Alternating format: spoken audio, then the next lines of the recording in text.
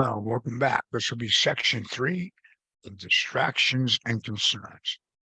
This is the stage.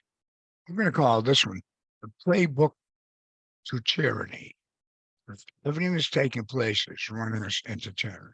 So these segments here are time concerning, so we're getting them off to you tonight, so you can review them tomorrow, so you understand exactly what's happening.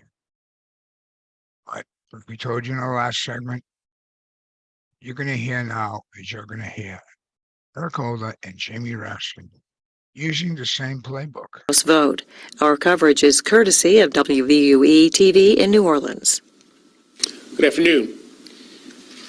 Today's vote is the regrettable culmination of what became a misguided and politically motivated investigation during an election year. By advancing it over the past year and a half, Congressman Issa and others have focused on politics over public safety. When concerns about Operation Fast and Furious first came to light, I took action and ordered an independent investigation into what happened. We learned that the flawed tactics used in this operation began in a previous administration, but I made sure that they ended in this one. I also made sure that agents and prosecutors across the country knew that such tactics must never be used again. I put in place new policies, new safeguards, and new leadership to make certain of this, and took extraordinary steps to facilitate robust congressional oversight. Now, let me be very clear. That was my response to Operation Fast and Furious, and any suggestion to the contrary is simply not consistent with the facts. I had hoped that congressional leaders would be good faith partners in this work, and some were.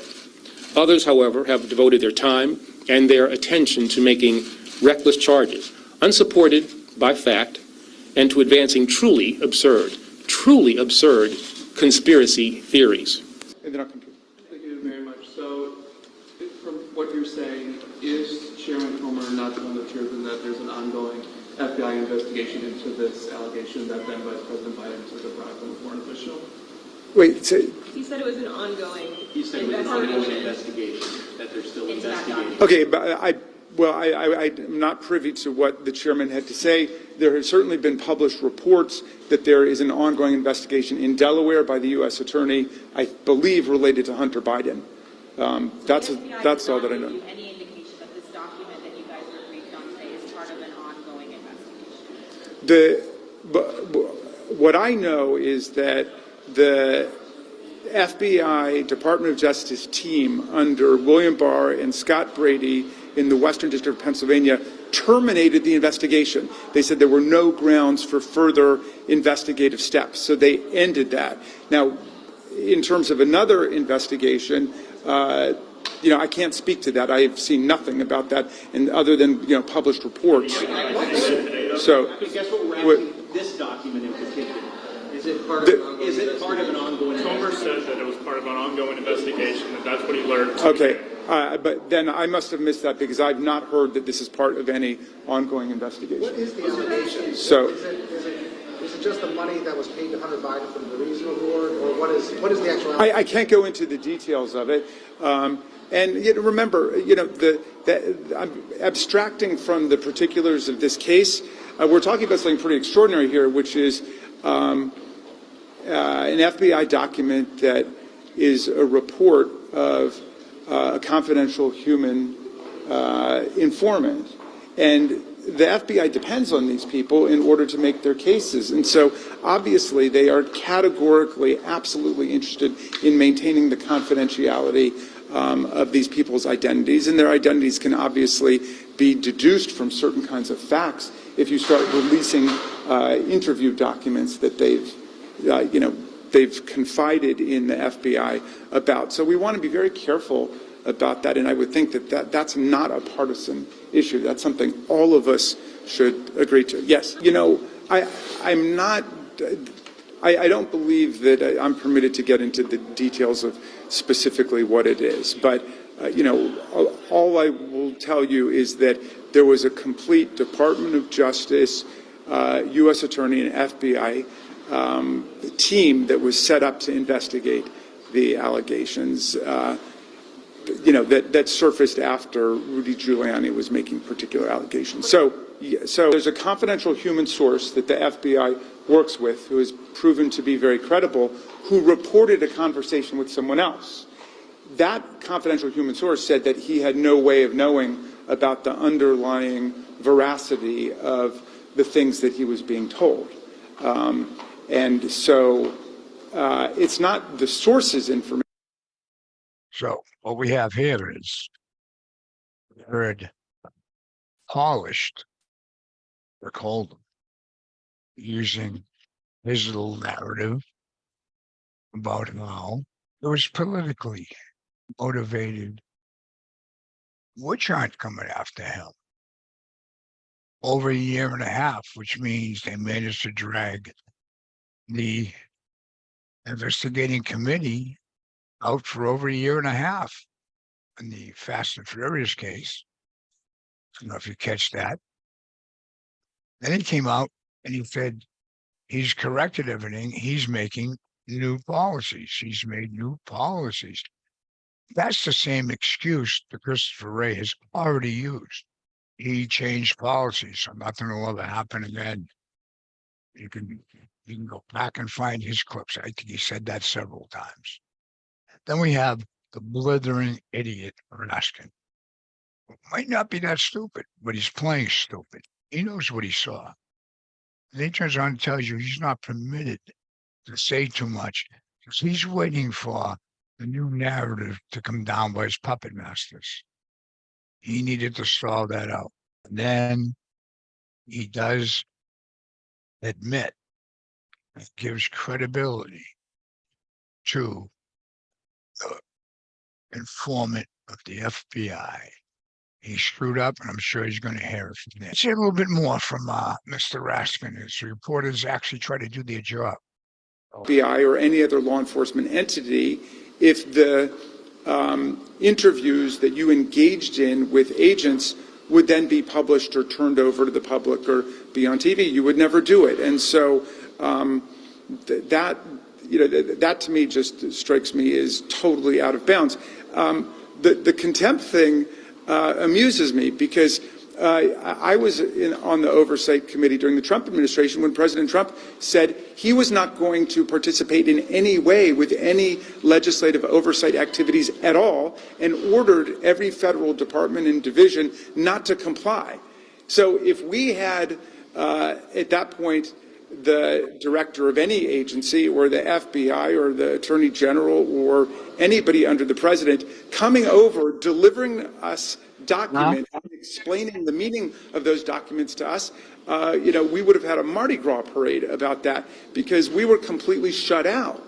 And so the idea of holding the FBI director in contempt because they want to be able to take this document, which could be a very dangerous thing to put out in the public, and then use it for political purposes, just strikes me as wrong. So, well, I know something about contempt because there were contempt motions brought against a number of people who refused to comply with congressional subpoenas offered by the January 6th committee. And these were voted on in a bipartisan fashion by Republicans and Democrats on the committee.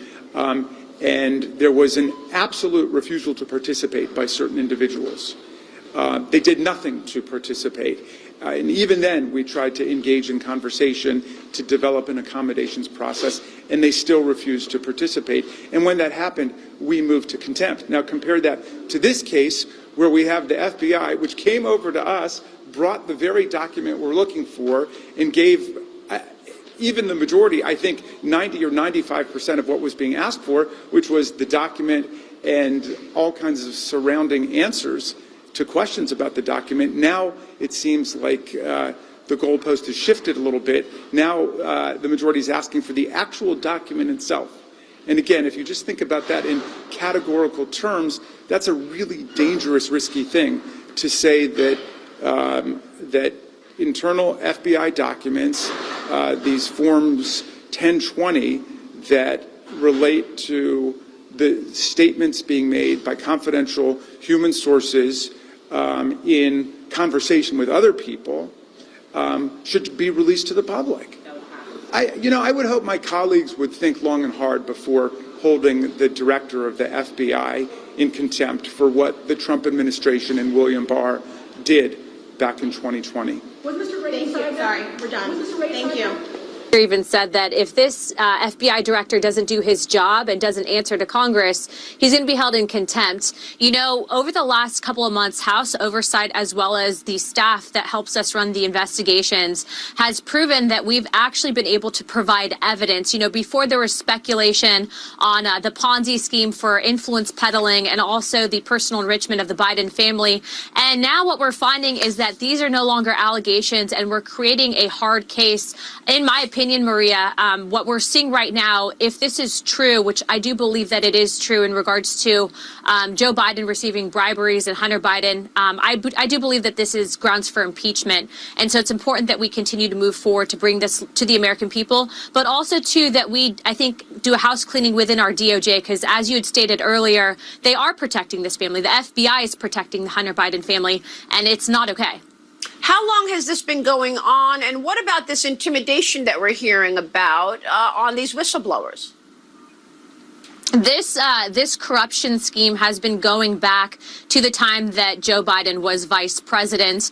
And the intimidation scheme that we're seeing, I mean, it's not unheard of. We saw this happen with former Trump officials as well. Obviously, President Trump's family has been subject to this. But what's really alarming about this is, as we know, the FBI, one, has a mole in there that's advising Hunter Biden as to the investigations by the name of One Eye, which, in saying it, it sounds like it's something out of a James Bond movie, but unfortunately it's true.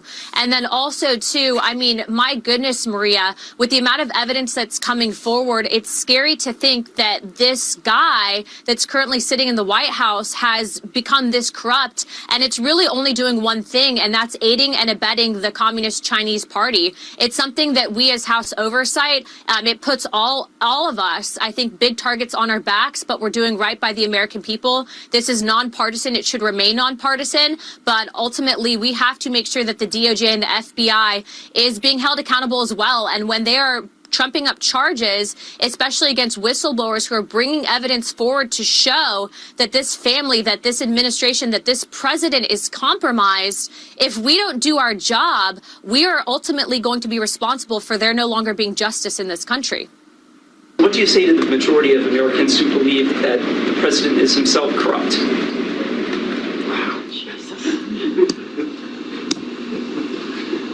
Can I take that question? The president has spoken to this. The president has spoken to this, and there's nothing to these claims. We have literal bank documentation from subpoenaed bank records that show that this administration, that this family, that this president is compromised. To go back to what you were saying about how complicit and how hard it's been to get this message out there, you know, social media was really a problem. And up until recently with Twitter, we really were fighting with one hand behind our back. And I will speak to Adam Schiff. Maria, I have a privilege resolution that I'm bringing to the floor, and we are going to fine that man $16 million for using his position to lie to the American people and ultimately push something that not only destroyed our country, ripped us apart, but also, too, is responsible for almost, I believe, maybe even potentially permanently damaging foreign relations. He's a criminal. What he did was wrong. And Adam Schiff, you will be held accountable. The ayes have it. And a contempt report is reported to the House. Release of certain Judiciary Department documents on Fast and Furious, and that's what we want to get your reaction to this morning on the Washington Journal. The president invokes executive privilege on Fast and Furious.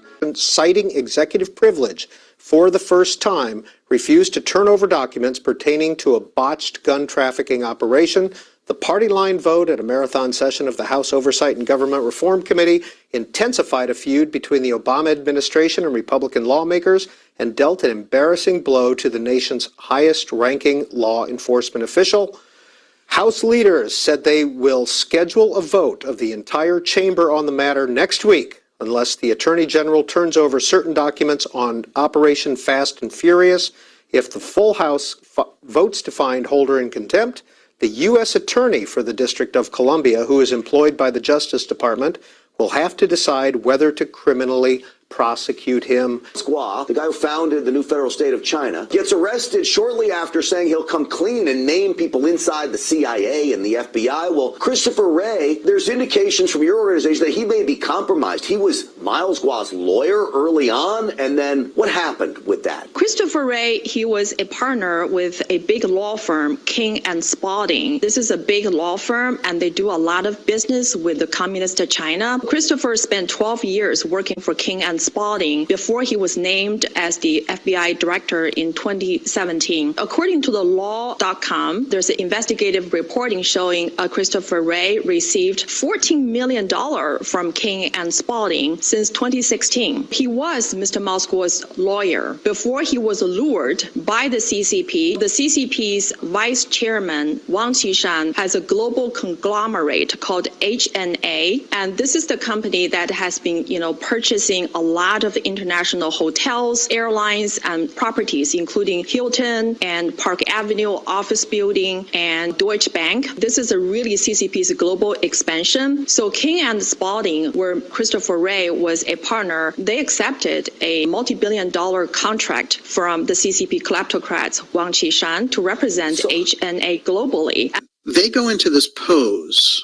The other thing that needs to be understood is that even though it's set up initially under the idea of some kind of military protocol and feeding intelligence back to the president, what happens is it's set up in a New York law firm that deals with international finance, Sullivan and Cromwell. So this is the pipeline of international finance directly through, high finance, Wall Street, New York. And so that becomes a weird piece of all of this military intelligence gathering. Suddenly it has a purpose which crisscrosses with the Wall Street interests and the international finance around this law firm. And what happens is through that power of the government, and one of the things that happens in the background there is part of the CIA ledger in the background is that, they're given this mandate that no matter what they do, they can't be prosecuted. This is also completely extra-constitutional. It was never envisioned by the Founding Fathers, and it was only thought of as a way to deal with extraordinary circumstances. I think DJ wound that up rather nicely. Now, let's go back and take apart that segment. We've seen Raskin. He's sitting there deflecting. He's deflecting every direction he can. He's trying to say, well, no one's complying with subpoenas and they shouldn't do this. The January 6th. January 6th is not a bipartisan commission. Cheney and Kissinger hated Trump. They wanted to get Trump. They wanted to make sure no one come out. But people like Jordan and others were assigned to that committee. Pelosi threw him off. She wouldn't even know. That was not a legitimate committee. It has no authority. And that's why those two, Cheney and Kissinger, are out of Congress right now. Okay? So, we're looking at how if they release these documents to the public, we the people,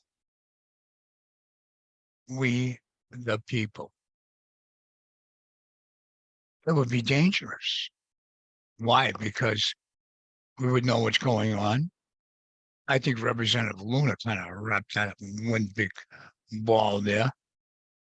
Shows compromise, impeachment, treason, house clean these intelligence agencies. I say abolish them and put together something small working with local authorities. We don't need a national police force. If we really won World War II, the U.S. does not need a national police force.